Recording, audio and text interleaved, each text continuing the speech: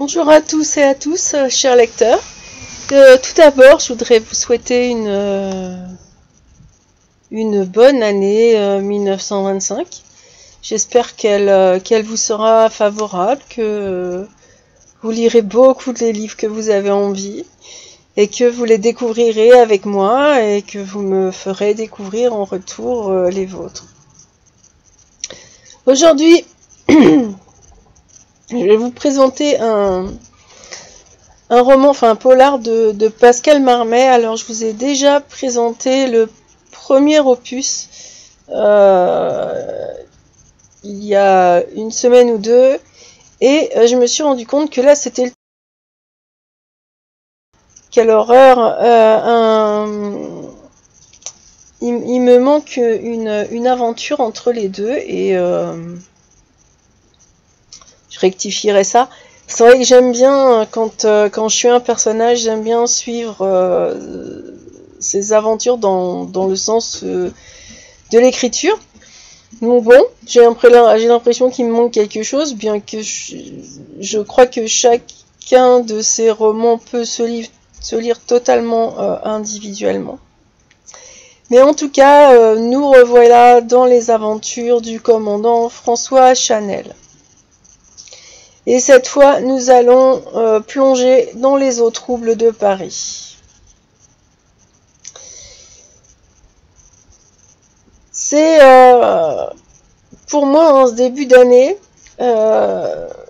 ce polar-là s'impose comme vraiment une lecture qui a été incontournable. C'est un véritable coup de cœur, et au fil des pages, y a une enquête palpitante qui se mêle à une célébration poétique de la scène de Paris, où le mystère et l'amour se conjuguent au quotidien. C'est vrai qu'il y a énormément de passages, je dirais, enfin c'est pas tout à fait ça, mais intimes, avec les bords de la Seine. Donc en fin de compte, ce qui est le lieu d'un crime est aussi celui de belles choses, et pour ceux qui connaissent Paris, ça va tout de suite vous interpeller. Pour ceux qui connaissent pas, ça vous donnera envie d'y aller. Nous sommes donc en septembre 2017. Ce roman nous plonge dans une atmosphère électrisante à quelques jours du transfert du tristement célèbre 36 quai des Orfèvres vers la rue du Bastion. Le commandant François Chanel, qui est donc le héros récurrent de Marmé, notre auteur, catalyse une équipe hétéroclite pour traquer un serial killer qui use de la scène comme son arme de prédilection. Donc dès les premières pages, le rythme haletant de l'intrigue s'installe, enchaînant les découvertes, les rebondissements avec une maîtrise assez rare. C'est vrai que moi là, franchement, j'ai été bluffée. Et bluffé est un petit mot en fait. Parce que à chaque fois j'étais loin de m'attendre à ce qui pouvait bien se passer, à ce qui allait être révélé. Et chaque rebondissement dans ce livre est une véritable surprise. C'est ce qui en fait d'ailleurs un très bon polar, parce que c'est bien mené en plus, et jusqu'à la fin, vous lâcherez rien. Et c'est vrai que quand on se plonge dedans, on a tendance à pas en sortir. Et dans ce cadre vibrant, chaque personnage incarne une facette unique du mystère qui les entoure, et la dynamique entre le commandant Chanel et ses coéquipiers révèle les strates de loyauté, de doute, d'ambition. Leurs interactions, chargées de tension, font écho en secret que la scène garde justement jalousement. Et alors que l'enquête progresse, des alliances assez inattendues se forment, et de vieilles rivalités aussi ressurgissent, pimentant l'intrigue d'un suspense assez palpable, et comme si on était dans un espèce de brouillard. L'auteur s'amuse à distiller les indices discrets tout au long du récit. On n'arrive pas forcément à les saisir d'ailleurs.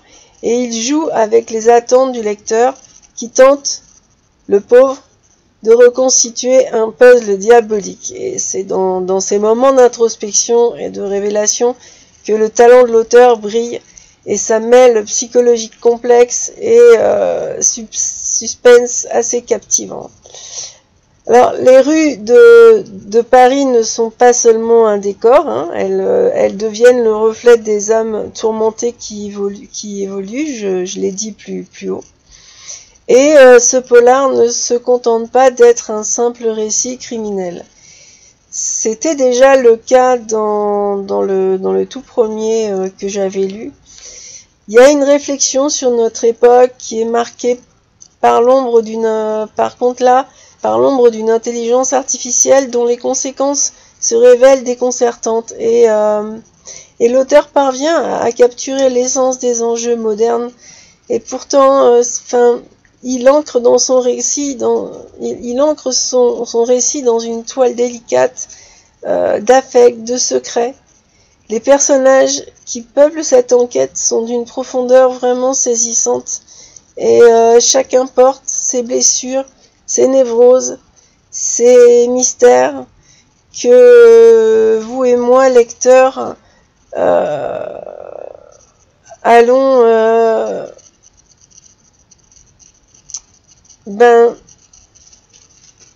on va vivre ce chemin avec jusqu'au dénouement, sans qu'on puisse se douter réellement de ce qui se passe. Et d'ailleurs, j'ai une anecdote, c'est que dans une page, quand il y a l'un des personnages qui est ressorti dans, en fait, sur le coup, je me suis pas dit, bah c'est ce personnage-là, c'était forcément un autre. Tellement ils ont aussi leur réalisme et ils sont attachants. Donc on peut pas se dire que telle ou telle personne va passer, semble bon et devient finalement terriblement mauvais. C'est très curieux. L'écriture de Pascal Marmet est tout simplement captivante, hein. Sa plume, moi je l'ai trouvée à la fois immersive, addictive, et elle m'a transportée au cœur de Paris en dévoilant ses ruelles et surtout ses bouquinistes. Ces lumières avec une précision qui fait presque sentir l'odeur des vieux livres et l'humidité de la Seine. Et ce sont des endroits où je me suis beaucoup promenée. J'adorais aller chiner dans justement ces bouquinistes des quais de Seine. Et très honnêtement, ça m'a mis un petit pincement au cœur, mais du baume aussi, de les retrouver, c'est très agréable et c'est vraiment très bien décrit. Et l'auteur n'hésite pas à faire de ce fleuve pourtant le protagoniste silencieux mais omniprésent de son récit. Et c'est même un personnage qui murmure les secrets de la ville à ceux qui savent écouter. On découvre la Seine, on découvre aussi ces affluents. Et au fil des pages, la tension monte. Le lecteur est submergé par une série de révélations, d'indices, qui le poussent à remettre en question ses propres hypothèses, jusqu'à un final assez magistral d'ailleurs. C'est ce que j'ai dit tout à l'heure, j'ai dit non, pas ce personnage-là. Et les intrigues qui émergent des profondeurs,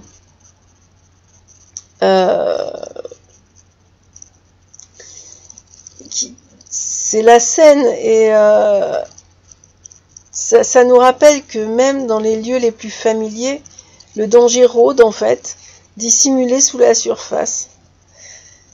Alors, scène criminelle, Pour moi, c'est vraiment bien plus qu'un polar. C'est une déclaration d'amour à Paris, à sa beauté tumultueuse, à ses drames cachés. Et Pascal Marmet nous offre là une œuvre qui interroge les ténèbres de l'âme humaine, bien sûr, tout en célébrant la lumière d'un patrimoine culturel vivant. C'est un roman à lire, à relire, qui ne manquera pas de captiver, à mon avis, les amateurs de sensations fortes et de réflexions profondes, parce que il y a une véritable immersion dans un Paris à la fois éternel et contemporain, où chaque page tournée est une invitation à plonger dans l'inconnu. Je me suis amusée, parce que je ne vais pas vous en dire trop, je me suis amusée à analyser un peu les personnages, alors sans vous donner leur nom, je vais donner juste leur catégorie. Parce que ils sont particuliers, les personnages.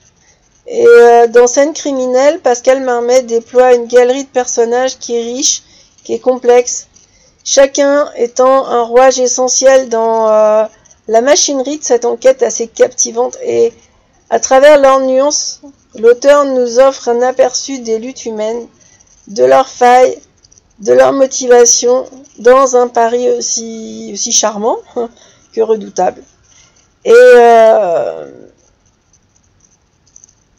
Et donc j'ai ressorti les personnages clés du roman. Alors, il y a le commandant François Chanel, bon là je l'ai nommé parce que on le connaît. François Chanel, c'est le protagoniste principal. C'est un héros par excellence, aux prises avec ses propres démons. Et en réunissant une équipe assez atypique pour traquer ce serial killer, il ne se contente pas d'endosser un rôle d'enquêteur, enquêteur audacieux d'ailleurs, il incarne aussi la vulnérabilité humaine. Et à quelques jours du transfert du célèbre 36 quai des Orfèvres, Chanel fait face à un dilemme personnel et professionnel. Son engagement pour la justice est motivé par un sens du devoir, autant que par des souvenirs douloureux qu'il tente aussi de surmonter. Et c'est un personnage qui aspire à apporter des réponses, même s'il doit naviguer dans ses propres incertitudes. Et son développement, tout au long du roman, reflète non seulement son évolution professionnelle, mais aussi comme une sorte de quête de rédemption personnelle. Vous le découvrirez, vous découvrirez un personnage qui est vrai, quelque part. Voilà. Alors évidemment, dans un polar, on a un serial killer. Et si c'est pas un serial, de toute façon, c'est un killer. Donc là, l'antagoniste reste dans l'ombre pendant une grande partie du récit, mais n'empêche que sa présence se fait sentir à travers les meurtres choquants qu'il commet. Et l'auteur utilise ce personnage pour explorer les motivations sombres et souvent incompréhensibles qui sous-tendent la violence. Ce tueur en série qui noie ses victimes dans la scène, on va dire comme ça, devient un miroir des troubles psychologiques du monde moderne. Son génie criminel, moi je l'ai vu comme une révélation d'un esprit torturé avec une intelligence très manipulatoire de la technologie et une connaissance poussée aussi de la psyché humaine. Ça en fait un adversaire redoutable. Et l'introduction d'une intelligence artificielle dans le processus criminel soulève aussi des questions morales sur l'éthique de l'innovation et l'obscurité qui peut résider derrière. Surtout que là, vous allez voir, c'est pas l'intelligence artificielle comme on a l'habitude de le montrer dans les récits de science-fiction, ça n'a rien à voir. Donc ensuite, j'ai fait un petit tour dans l'équipe de Chanel, parce qu'il s'entoure d'une équipe assez hétéroclite, chacun représentant une facette assez différentes de la société parisienne. Et parmi eux, il y a le technicien en informatique.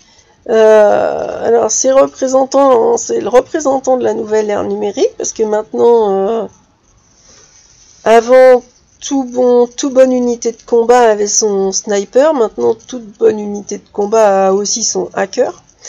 Donc c'est le représentant de cette nouvelle ère numérique, et c'est le personnage qui est un intellectuel de la technologie. Donc ce rôle est crucial parce qu'il aide Chanel à naviguer à travers les méandres de l'intelligence artificielle.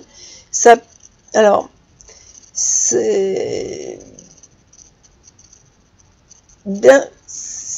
sûr que même ce personnage-là doit faire face à ses propres dilemmes éthiques concernant l'utilisation de la technologie dans la lutte contre le crime. On ressort souvent des questions d'éthique quand on commence à sortir ce genre de choses. Vous verrez en plus que son utilisation peut poser de nombreuses questions. Alors il y a la profileuse.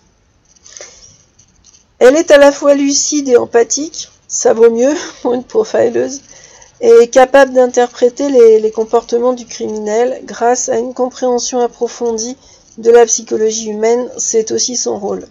Donc sa présence apporte une dimension féminine forte qui contraste avec la brutalité des crimes, et elle souligne la force de l'intuition féminine dans un milieu majoritairement masculin. C'est vrai que un profiler est plus souvent féminin que masculin pour une question de feeling et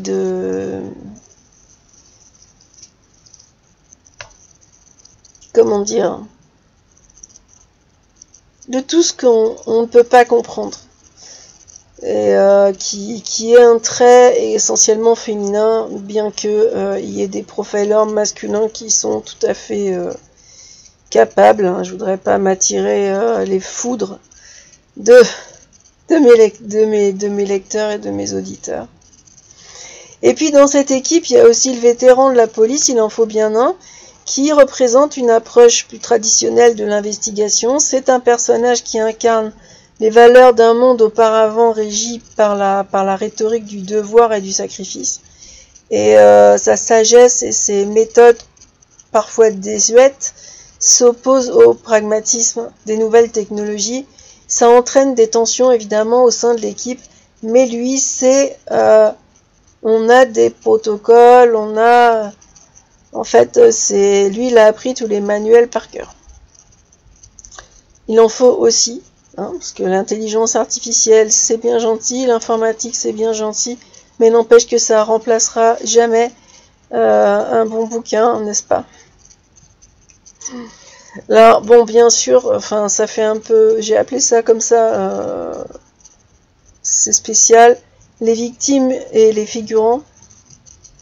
Chaque victime, elle est éphémère, mais elle enrichit la trame narrative en dévoilant les histoires personnelles derrière leur tragédie.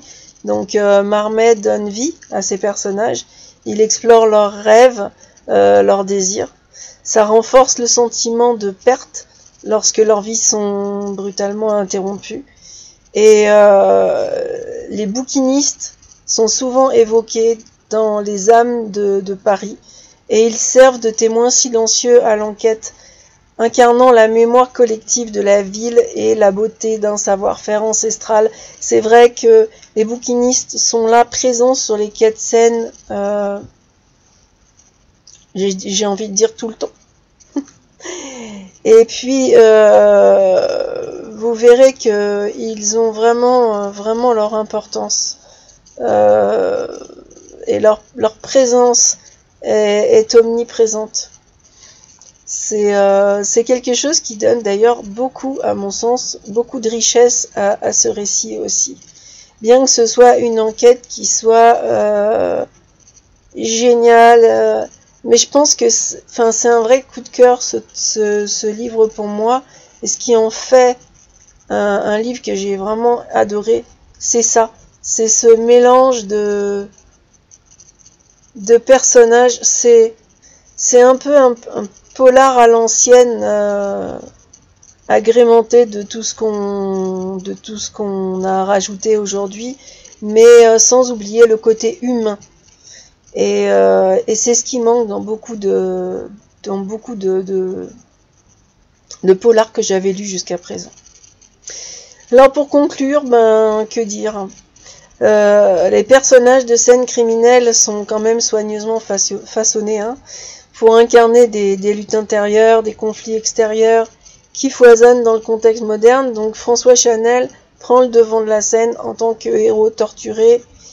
Le véritable succès de Marmet réside, à mon sens, dans sa capacité à donner de la profondeur à l'ensemble de son casting. C'est vraiment très...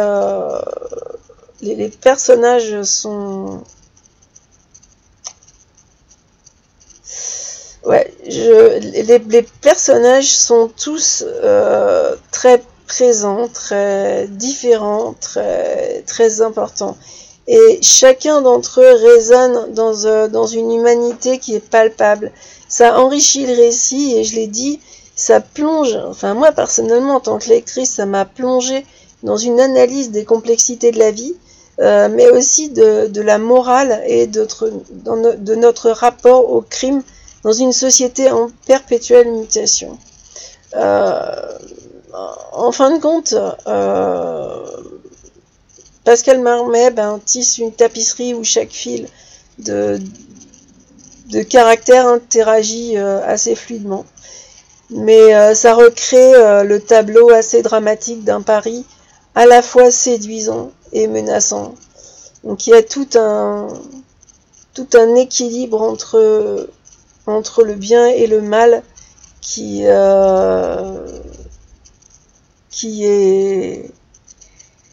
merveilleusement bien posé. Alors